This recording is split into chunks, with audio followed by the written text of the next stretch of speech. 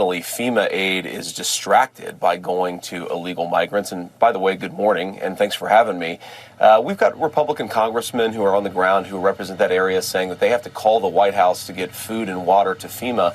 I don't frankly think there's anything malicious going on here, Martha, but I do think that we've had an incompetent response to this particular crisis, particularly in Western North Carolina, which, to be fair, was hit harder than a lot of us expected it. But fundamentally, if you've got 6 days after the hurricane, the 82nd Airborne is still trickling in, I do think that we had a fundamentally incompetent, overly bureaucratic response to the hurricane. So what you hear from folks on the ground is they feel left behind. And Martha, we have to remember, of course, I know this area well. This is the Appalachian region of our country where people have felt ignored by their government for 30 years, and it doesn't help when you have a response to the hurricane that's slow, that's halting, and then you layer on top of it, of course, Senator Vance has done a lot. Senator Vance, I want to go back to resettlement work. Go ahead. I want to go back to what former President Trump said. He said they're going out of their way to not help people in Republican areas.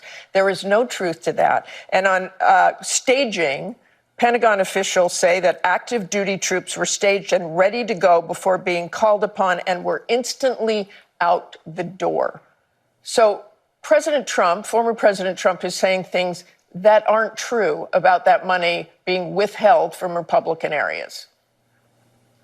Well, Martha, I think you're actually confusing staging of resources from the rapid response of the U.S. military. I mean, look, in FEMA's defense, there are things after this hurricane that FEMA simply could not do. You actually need military command and control. You need military resources deployed to the area.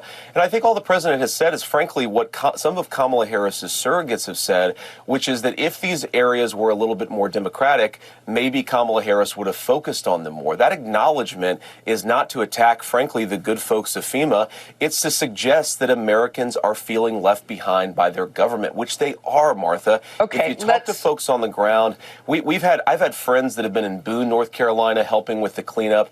It is an extraordinary sense of betrayal and being left behind.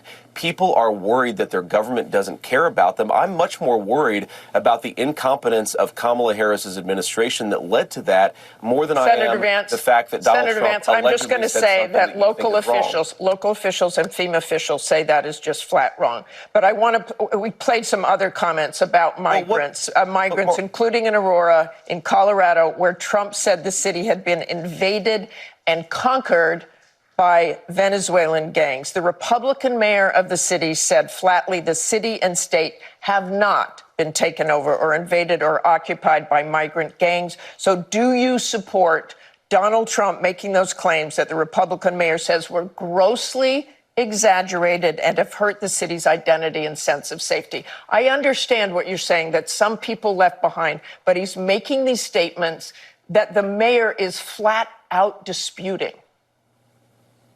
Well, Martha, you just said the mayor said they were exaggerated. Grossly exaggerated. That means there's got to be some element of truth here. And of course, President Trump was actually in Aurora, Colorado, talking to people on the ground. And what we're hearing, of course, Martha, is that people are terrified by what has happened with some of these Venezuelan gangs. Senator Vance, I'm going to stop you because I know exactly what happened. Martha. I'm going to stop you. The incidents were limited to a handful of apartment complexes, and the mayor said our dedicated police officers have acted on those concerns. A handful of problems.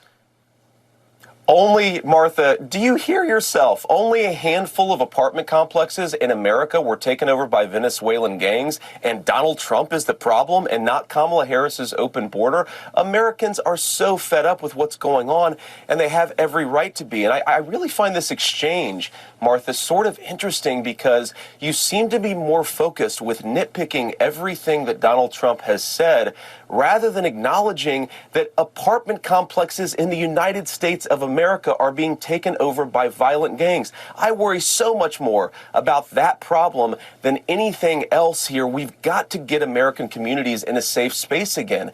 And unfortunately, when you let people in by the millions, most of whom are unvetted, most of whom you don't know who they really are, you're going to have problems like this. Kamala Harris, 94 executive orders that undid Donald Trump's successful border policies. We knew this stuff would happen. They bragged about opening the border, and now we have the consequences, and we're living with it. We can do so much better, but frankly, we're not going to do better, Martha, unless Donald Trump calls this stuff out. I'm glad that he did. Okay, let's just end that with they did not invade or take over the city, as Donald Trump said.